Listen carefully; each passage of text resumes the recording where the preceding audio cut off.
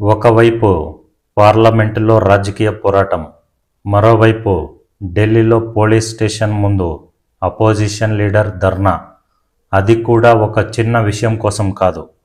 ఒక 19 ఏళ్ల యువకుడికి ప్యాలెట్ ఇంజురీస్ వచ్చాయని ఆరోపణలు రావడం, ఆ కేసులో ఎఫ్ఐఆర్ నమోదు చేయాలని కోరుతూ రాహుల్ గాంధీ స్వయంగా పోలీస్ స్టేషన్కి వెళ్ళి ధర్నాకు కూర్చున్నారు. చివరికి 6 గంటలకు పైగా కొనసాగిన ఈ ధర్నా తరువాత ఢిల్లీ పోలీస్ ఎఫ్ఐఆర్ నమోదు చేసింది. అయితే అసలు ప్రశ్న, ఈ ప్యాలెట్ గన్ కేసేంటి? సాహిల్ లోఖాబ్ అనే యువకుడికి ఏం జరిగింది? రాహుల్ గాంధీ ఎందుకు ఇంత సీరియస్గా ఈ ఇష్యూని తీసుకున్నారు? పోలీస్ ఎఫ్ఐఆర్ ఎందుకు ఆలస్యమైంది? బీజేపీ దీనిపై ఏమంటోంది? మరి ఇప్పుడు ఎఫ్ఐఆర్ నమోదైన తరువాత అసలు ఇన్వెస్టిగేషన్ ఎటు వెళ్తోంది? ఈ వీడియోలో పూర్తి స్టోరీ చూద్దాం. ఈ కథ వెనుక ఉన్న ఘటన జూలై 20, 2026న ఢిల్లీలో జరిగిన స్టూడెంట్ ప్రొటెస్ట్. జంతర్ మంతర్ ప్రాంతంలో విద్యార్థుల ప్రొటెస్ట్ జరిగింది. ఆ ప్రొటెస్ట్లో పోలీస్ యాక్షన్ సమయంలో ప్యాలెట్ ఇంజరీస్ వచ్చాయని కొందరు ప్రొటెస్టర్స్ ఆరోపించారు. వారిలో 19 ఏళ్ల సాహిల్ లోఖాబ్ కూడా ఉన్నాడు. సాహిల్ ప్రకారం తనకు ప్యాలెట్ ఇంజురీస్ వచ్చాయి. తన కళ్ళకు, శరీరంలోని ఇతర భాగాలకు గాయాలు అయ్యాయని అతను చెబుతున్నాడు. తరువాత అతనికి మెడికల్ ట్రీట్మెంట్, సర్జరీ అవసరమైంది. అతని కంప్లైంట్లో పోలీస్ యాక్షన్పై ఇన్వెస్టిగేషన్ చేయాలని, బాధ్యుతులపై ఎఫ్ఐఆర్ నమోదు చేయాలని కోరినట్లు రిపోర్ట్స్ చెబుతున్నాయి.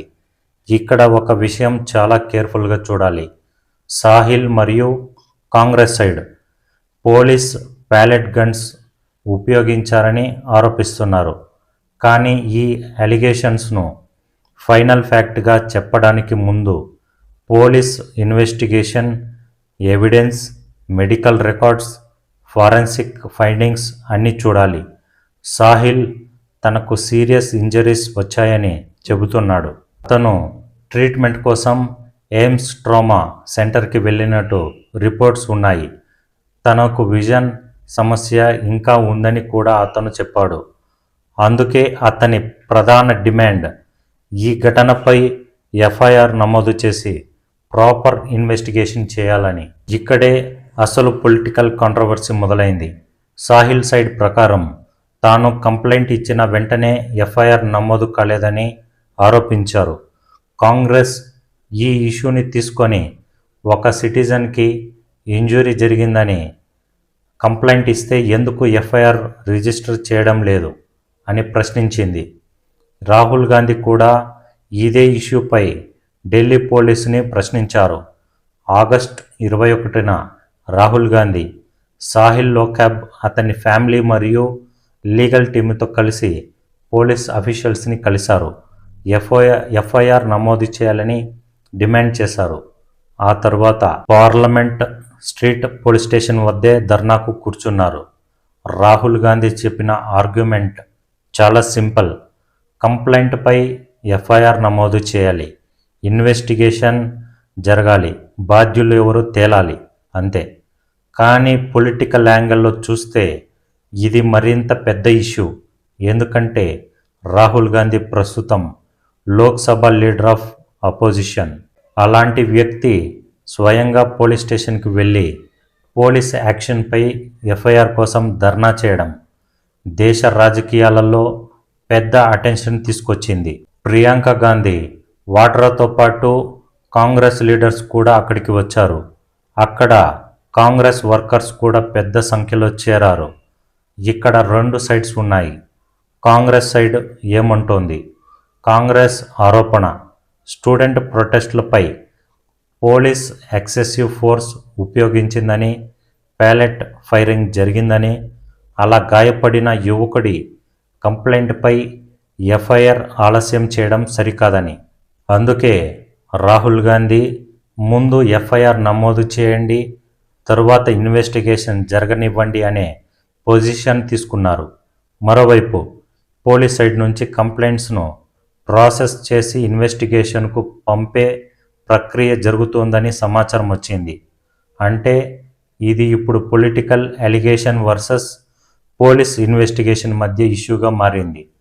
అసలు ప్యాలెట్ ఎవరు ఫైర్ చేశారు, ఎందుకు ఫైర్ చేశారు, ఏ పరిస్థితులలో ఫైర్ చేశారు, ఆర్డర్స్ ఎవరిచ్చారు అనేవి ఇన్వెస్టిగేషన్లో తేలాల్సిన క్వశ్చన్స్. రాహుల్ గాంధీ ధర్నాపై బీజేపీ తీవ్రంగా స్పందించింది. బీజేపీ లీడర్స్ ఈ ప్రొటెస్ట్ను పొలిటికల్ డ్రామాగా విమర్శించారు. రాహుల్ గాంధీ ఈ ఇష్యూని రాజకీయంగా ఉపయోగించుకుంటారని ఆరోపించారు. అంటే కాంగ్రెస్ ఒక సైడ్ నుంచి స్టూడెంట్స్కి జస్టిస్ కావాలి అంటోంది, బీజేపీ మరో సైడ్ నుంచి ఇది పొలిటికల్ పోస్చరింగ్ అంటోంది. కానీ ఈ పొలిటికల్ ఫైటింగ్ మధ్యలో ఒక అసలు విషయం మాత్రం మర్చిపోకూడదు. సాహిల్కి గాయాలు ఎలా వచ్చాయి, అదే అసలు క్వశ్చన్. ఇప్పుడు ఈ స్టోరీలో బిగ్గెస్ట్ అప్డేట్. ఆగస్టు 21న రాహుల్ గాంధీ పోలీస్ స్టేషన్ వద్ద ధర్నా చేస్తుండగా ఢిల్లీ పోలీస్ సాహిల్ లోకబ్ ప్యాలెట్ ఇంజురీ కంప్లైంట్పై ఎఫ్ఐఆర్ నమోదు చేసింది. దీంతో రాహుల్ గాంధీ తన ధర్నాను ముగించారు. రిపోర్ట్స్ ప్రకారం ఆయన ప్రొటెస్ట్ 6 గంటల పైగా కొనసాగింది. అంటే ఉదయం మొదలైన ప్రొటెస్ట్ సాయంత్రం ఎఫ్ఐఆర్ నమోదు అయిన తర్వాత ముగిసింది. ఇది రాహుల్ గాంధీకి ఒక ఇమ్మీడియట్ పొలిటికల్ పాయింట్గా మారింది. ఎందుకంటే ఎఫ్ఐఆర్ కోసం వచ్చాం, ఎఫ్ఐఆర్ నమోదైంది, ఇప్పుడు ఇన్వెస్టిగేషన్ జరగాలి అనే పొజిషన్ను కాంగ్రెస్ తీసుకుంది. ఎఫ్ఐఆర్ నమోదు కావడం అంటే ఎవరైనా తప్పు చేశారని ఫైనల్గా నిర్ధారణ అయిపోయిందని కాదు.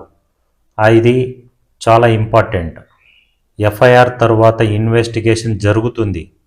Police CCTV footage, video recordings, medical reports, injury pattern, witness statements, police personnel deployment, weapon records, అలాంటి ఎవిడెన్స్ అన్నిటినీ పరిశీలించాల్సి ఉంటుంది.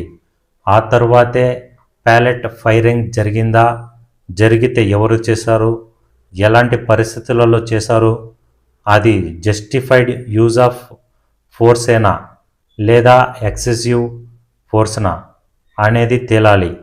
అందుకే ఎఫ్ఐఆర్ అనేది ముగింపు కాదు, ఇన్వెస్టిగేషన్కి బిగినింగ్. ఇప్పుడు మై రియల్ సొసైటీ నుంచి ఒక స్ట్రైట్ క్వశ్చన్. ఒక స్టూడెంట్ ప్రొటెస్ట్లో ఒక యువకుడికి సీరియస్ ఇంజురీస్ వచ్చాయని కంప్లైంట్ ఉంది. అతను పోలీస్ యాక్షన్పై ఎలిగేషన్ చేస్తున్నాడు.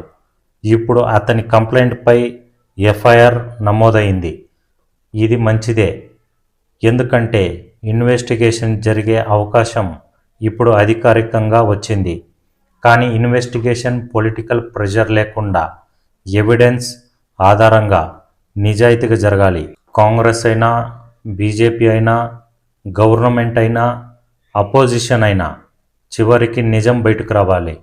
ఎందుకంటే డెమోక్రసీలో ప్రొటెస్ట్ చేసే హక్కు ఎంత ఇంపార్టెంటో పోలీస్కి లా అండ్ ఆర్డర్ మెయింటైన్ చేసే రెస్పాన్సిబిలిటీ కూడా అంతే ఇంపార్టెంట్.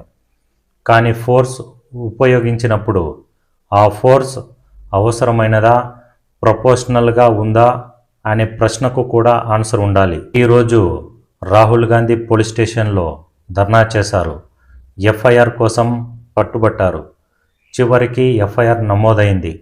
కానీ ఇక్కడితో స్టోరీ ముగియలేదు. ఇప్పుడు అసలు స్టోరీ మొదలైంది. సాహిల్ లోకబ్కి ప్యాలెట్ ఇంజరీస్ ఎలా వచ్చాయి, ఎవరి వెపన్ నుంచి వచ్చాయి, పోలీస్ యాక్షన్ ఎందుకు జరిగింది, అది అవసరమైన ఫోర్సేనా లేక ఎక్సెసివ్ ఫోర్స్నా, ఇన్వెస్టిగేషన్ ఏం చెబుతుంది, ఈ ప్రశ్నలకు సమాధానం రావాలి. పాలిటిక్స్ అంటే ట్రూత్ ముఖ్యం, ప్రొటెస్ట్ కంటే జస్టిస్ ముఖ్యం, గవర్నమెంట్ కంటే లా ముఖ్యం. అందుకే ఈ కేసులో అసలు నిజం బయటకు వచ్చే వరకు మనం ప్రశ్నిస్తూనే ఉండాలి. ఈ స్టోరీపై మీ ఒపీనియన్ ఏంటి? రాహుల్ గాంధీ ధర్నా చేయడం సరైనదేనా, లేక ఇది పొలిటికల్ డ్రామా మాత్రమేనా?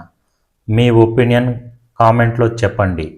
ఇలాంటి లేటెస్ట్ పొలిటికల్ అప్డేట్స్ వాటి వెనుక ఉన్న అసలు స్టోరీ తెలుసుకోవడానికి మై రియల్ సొసైటీని సబ్స్క్రైబ్ చేయండి. న్యూస్ మాత్రమే కాదు, న్యూస్ వెనుక ఉన్న real story. This is my real society. జై హింద్.